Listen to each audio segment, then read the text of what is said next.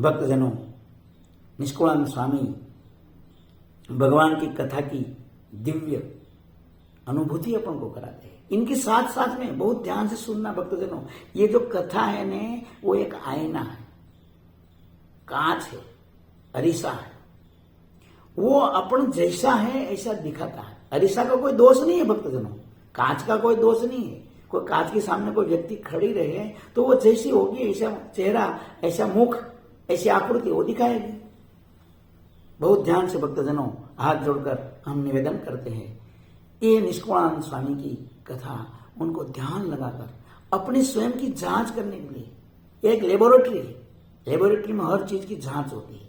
इसी प्रकार ये जो भगवत कथा है, भगवान स्वामी नारायण की ये भक्त चिंतामणि ग्रंथ रूपी जो काव्य रचना है, निष्कुलानंद स्वामी की ये कृति है ना, वो अपन को एक, हर मनुष्य को एक आईना दिखाती है।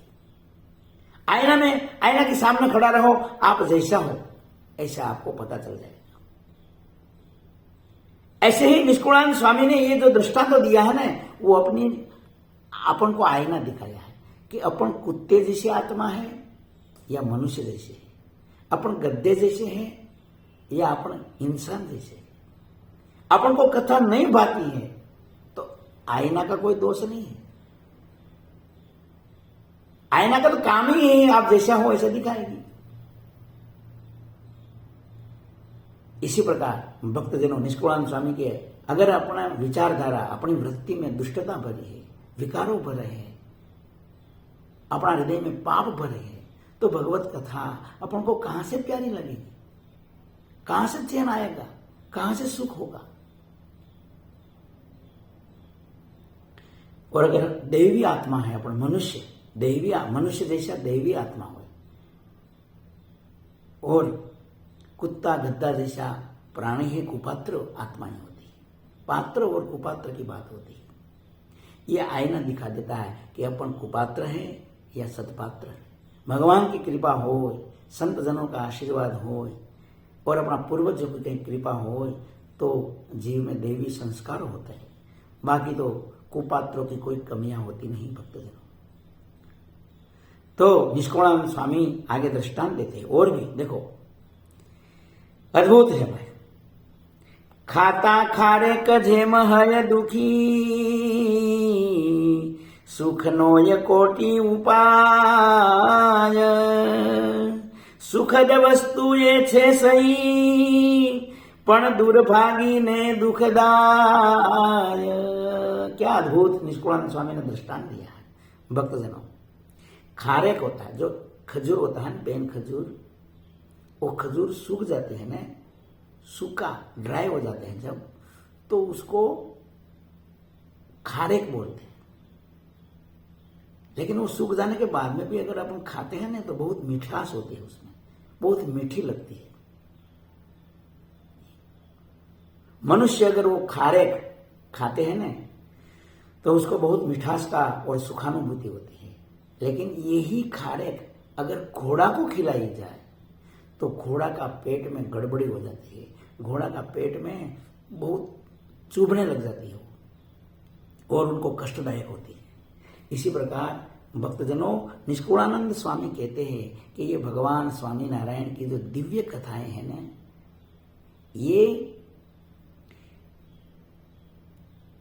सत्पात्र मनुष्य जैसी आत्मा कोई खावे तो उनको सुखरूप होती है, मिठास का अनुभव होता है। लेकिन घोड़ा जैसी कोई आत्मा खावे, वो कुपात्र होते हैं, तो उसका पेट में तो वो टिकने वाली है नहीं, उसको सुख देने वाली होती नहीं है। उनको तो कष्ट उपजाएगी और चैन सुख सब कुछ हर लेगी और विकृति बनकर बाहर निकलेगी। निंदा, उथली, विकार, अभाव, यही स्थिति होती है भक्तजनों। तो भगवान की कथा का महिमा अपरंपार है भक्तजनों। निष्कुलानंद स्वामी ने बहुत दया की, दया करके उन्होंने एक ग्रंथ की रचना की है। स्वामी ने कहा, मैं भगवान स्वामी नारायण की ऐसी ऐसी दिव्य लीलाओं का वर्णन करता हूँ जो भगवान स्वामी नारायण की कृपा से मेरा हृदय में प्रगटी है। गंगा, ये भागीरथी गंगा है, इसमें कोई स्नान करेगा वो पावन हो जाएगा।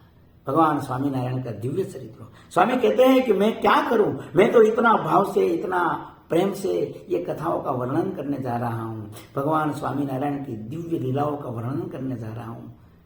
लेकिन जो अभागी होंगे, जो दुर्भागी होंगे, उनके लिए भगवान का यश है ना, वो जहर जैसा होता है। जिस प्रकार सुनो, तेम अभागी जीवने यश हरिना झेर छे, खोटी वातમાં મન ખૂંચે, સાચી વાત શું વેર છે। निष्कुलानंद स्वामी कहते हैं, हे भक्तजनों, श्रोताजनों, दुर्भागी हो, अभागी जीव हो ने, उनको भगवान का जो यश है, भगवान स्वामीनारायण की जो दिव्य कीर्ति है, वो जहर जैसी लगती है। उनको मौत आएगी हो ऐसा लगता है। और ये संसार में देखने को भी मिलता है भक्तजनों। भगवान स्वामीनारायण का यश दिगंत में जब व्यापता है, उनकी यशो गाथाओं ब्रह्मांड में सुनाई जाती है। उनका अनंत साधु संतों गांव गांव में, गली गली में, नगर नगर में भगवान स्वामीनारायण की दिव्य गाथाओं का, उनका दिव्य यशों का विस्तार करते हैं, वैसा कार्य करते हैं, तो कई दुष्टों वो जल के खाक हो जाते हैं। उनको ये अच्छा नहीं लगता है, उनको सुखरूप नहीं होती है। और कई ऐसे दैवी आत्माएं होते हैं जो भगवान स्वामीनारायण का दिव्य कार्य, उनकी दिव्य कथाएं, उनका दिव्य यशों का श्रवण करके, उनका लाभ लेकर वो इस लोक में भी सुखी, परम सुखी हो जाते हैं, और परलोक में वो परमात्मा का दिव्य आनंद में, मोक्ष पद में अखंड स्थित हो जाते हैं। ये निष्कुलानंद स्वामी की अनुभूति है भक्तजनों। हमने कई लोग ऐसे भी देखे। जय स्वामीनारायण।